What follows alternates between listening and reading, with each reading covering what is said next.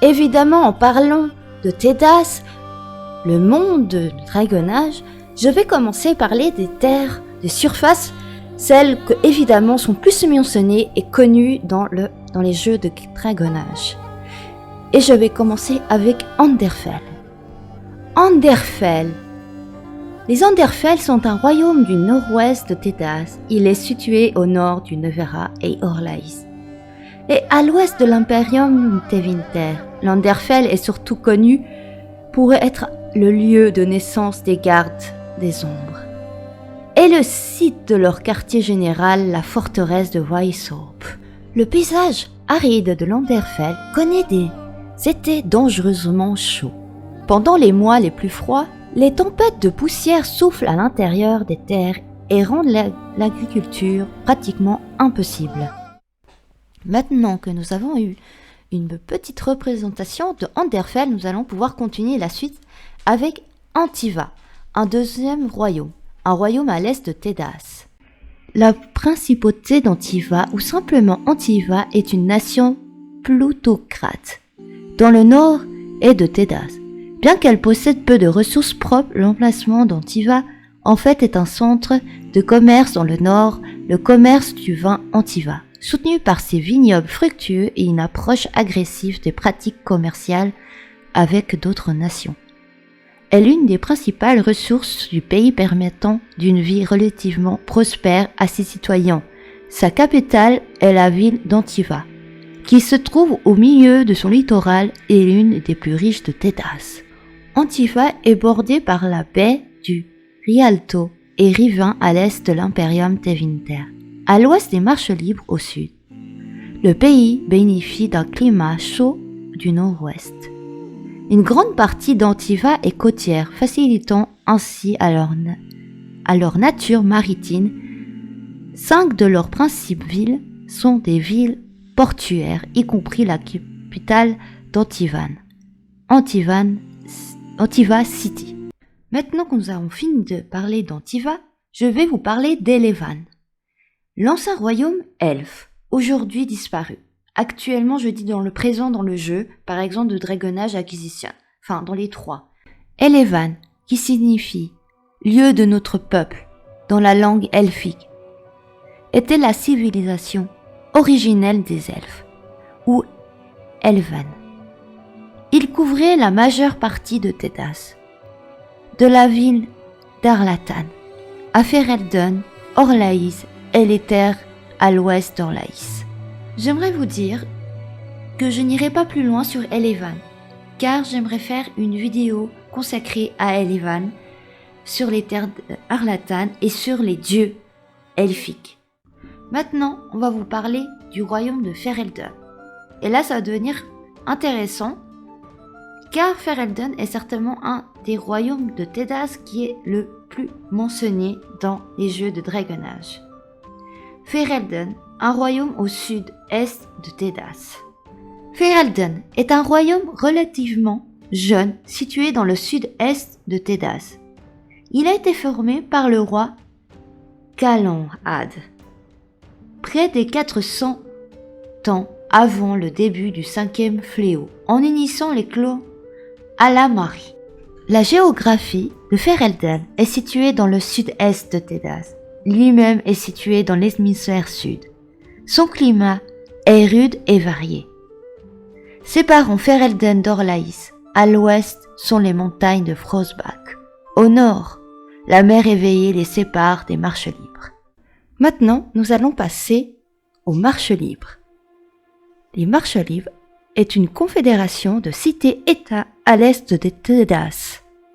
Les Marches Libres englobent un groupe de cités-États situés dans l'est de Tédas, au sud d'Antiva et de l'Imperium de Tevinter, à l'est du Neuvera et au nord de Ferelden.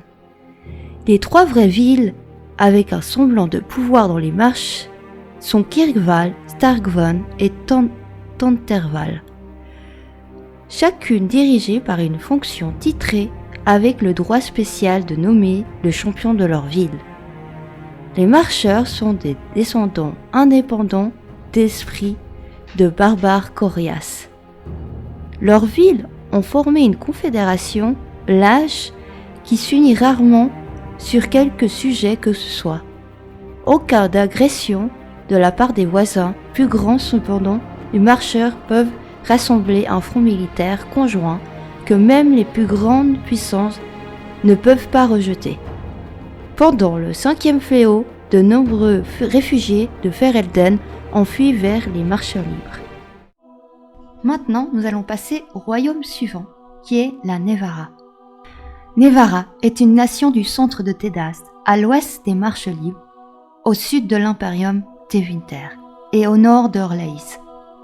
C'était à l'origine l'une des plus grandes cités-États des marches libres avant de s'étendre rapidement pour devenir une nation, à proprement parler, à l'âge exalté. Grâce à une énorme richesse et un emplacement central stratégique à Tédas, certains prétendent que le pouvoir de la Nevarra rivalise avec celui de l'Empire orlésien. Un citoyen de Nevarra est appelé un Nevarran. Maintenant, nous allons vous parler d'Orlaïs. Orlaïs, l'Empire orlésien, ou simplement Orlaïs, est actuellement la plus grande et la plus puissante nation de Tédas. Il a été fondé par Cordilius Dracon, et sa capitale, Walroyo, sert de siège de pouvoir de la chanterie et de maison du divin. Orlaïs est gouverné par un empereur ou une impératrice. Parvolan est la partie des Conaries. C'est une chaîne d'îles tropicales qui est principalement couverte de forêts tropicales et de jungles, et située loin au nord de Rivan, dans l'océan de Boerid. Une race primitive mais sage appelée les Fex habite cette île, depuis avant l'arrivée des Conaries. Sa plus grande ville est la capitale, est Kunanandar, sur la côte sud. Rivine. La nation de Rivine est située dans la partie nord-est de Tédas. Sa capitale est Dernsilmuid, qui se trouve à l'extrémité du sud de la péninsule de Rivine.